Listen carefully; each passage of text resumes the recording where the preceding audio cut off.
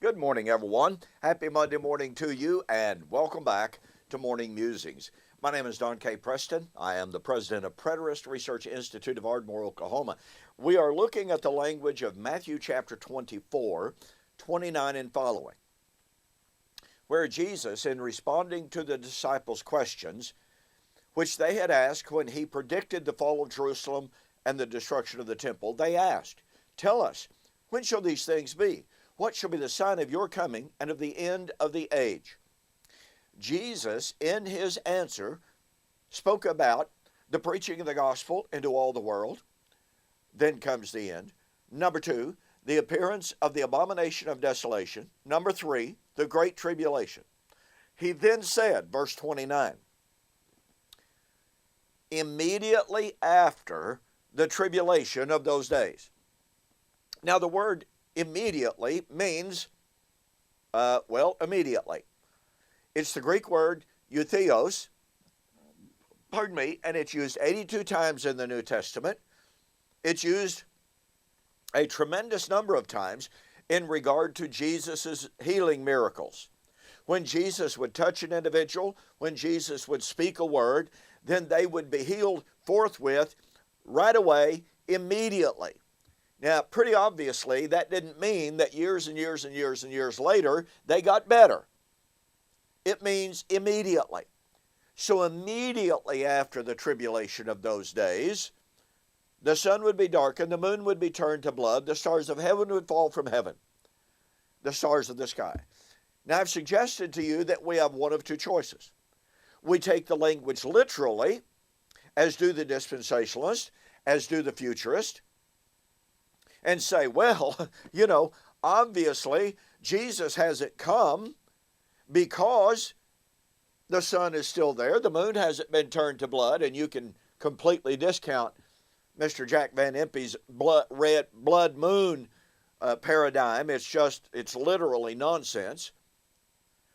And so the dispensationalist or the literalist says that language has not been fulfilled because the cosmos, the physical cosmos, is still standing, nothing's been destroyed.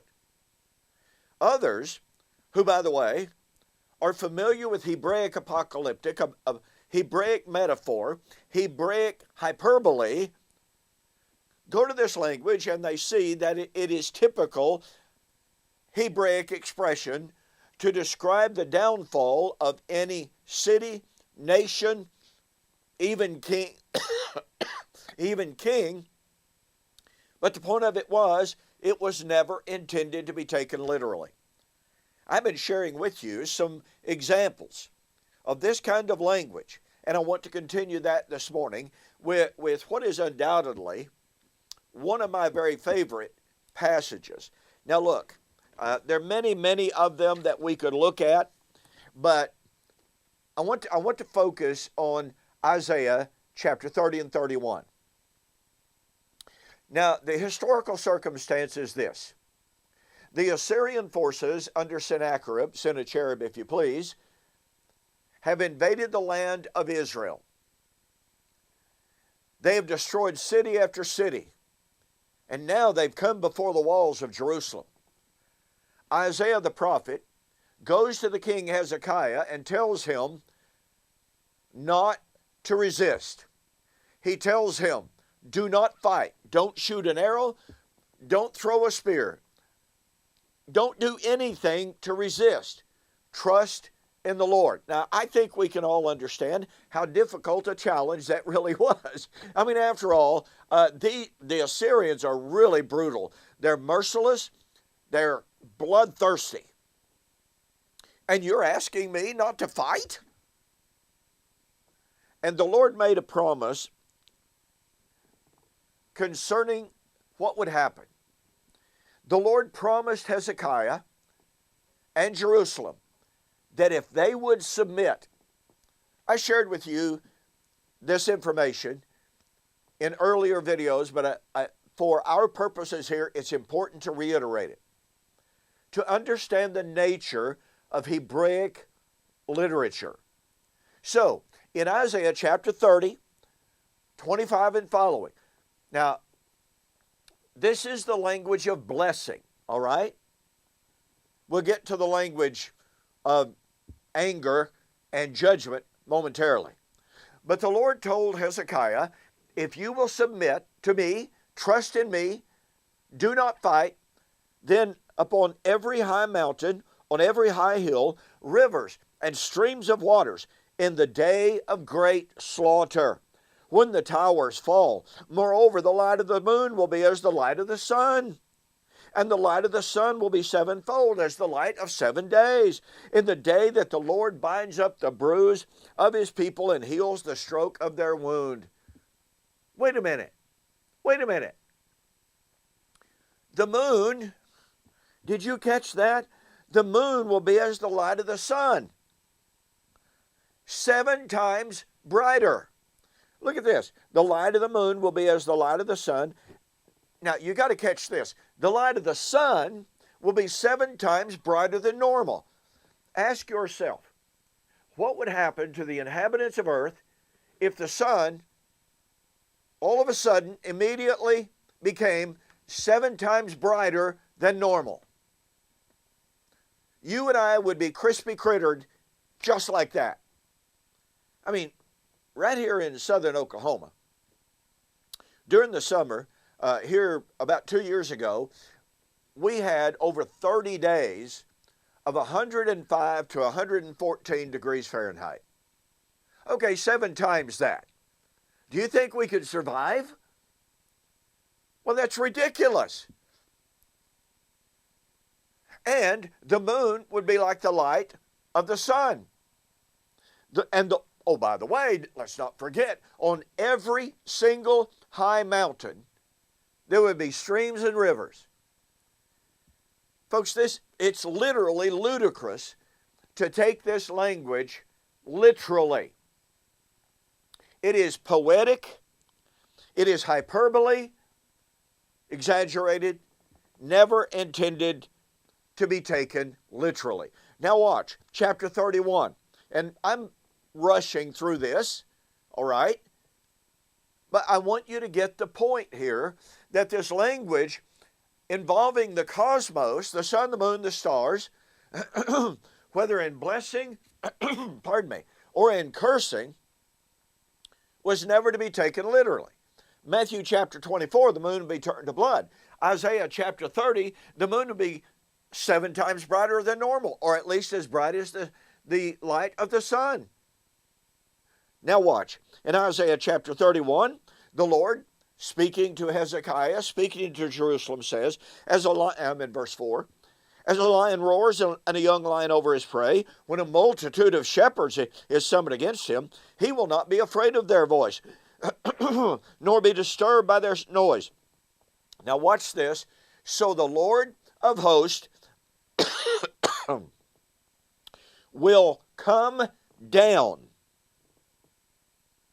The Lord of hosts will come down. Let's see, that's kind of like the Son of Man will come in the glory of the Father.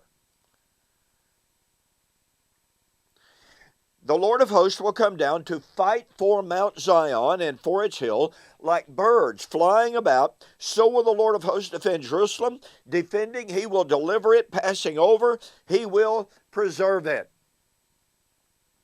The Lord of hosts will come down. This is the coming of the Lord. Oh, and what would happen when the Lord would come in defense of Jerusalem? Well, the moon would be as bright as the sun. The sun would be 7 times brighter. Rivers and streams on top of every high mountain. And when the Lord would come down, verse 8 of chapter 31, then when? When the Lord would come down. Then Assyria shall fall by a sword not of man, and a sword not of mankind shall devour him. He shall flee from the sword. His young men shall become forced labor. He shall cross over to his stronghold for fear, and his princes shall be afraid of the banner, says the Lord, whose fire is in Jerusalem, or Zion, and whose furnace is in Jerusalem. Pardon me. Wait a minute. I didn't realize the Lord had a fire burning in Zion and Jerusalem. You see, folks, this is metaphoric language, hyperbole. If you wish to use the term, it's figurative. It was never intended to be taken literally. The Lord will come down. He will fight for Jerusalem. The Assyrian will fall, but not by a sword of man. Won't be a regular human conflict, because the Lord has a fire in Zion. His furnace is in Jerusalem. I'm sorry, there is simply no way in this world to get this language to be taken literally. Now, we know, absolutely historically, archaeologically, we know, and by the way, Isaiah 36 and 37 says Hezekiah submitted, he trusted in the Lord, didn't shoot any arrows, and in one night the Lord sent out his angel. He passed through the camp of the Assyrians, and 186,000 of them died in one night. And you see, that was the coming of the Lord. It was his angel, his messenger. But guess what? Oh, by the way, the other language here, let's go back to chapter 30 and chapter 30, verse 30 and following. The Lord will cause his glorious voice to be heard. Well, let's see. The Son of Man shall come with a shout. The Son of Man shall come with the voice of the archangel. Well, here's the Lord coming with the voice, and show the descent of his arm. The Lord's arm is coming out of heaven. Are we supposed to think that some humongous physical arm was seen descending out of heaven? No. With the indignation of his anger and the flame of a devouring fire, with scattering tempest and hailstones, for through the voice of the Lord, now watch this, for through the voice of the Lord, Assyria will be beaten down as he strikes with the rod, and in every place where the staff of punishment passes, which the Lord lays on him, it will be with tambourines and harps, and in battles of brandishings he will fight for it. For Tophet was established of old. Yes, for the king. What king? Of Assyria. It is established or prepared. He has made it deep and large.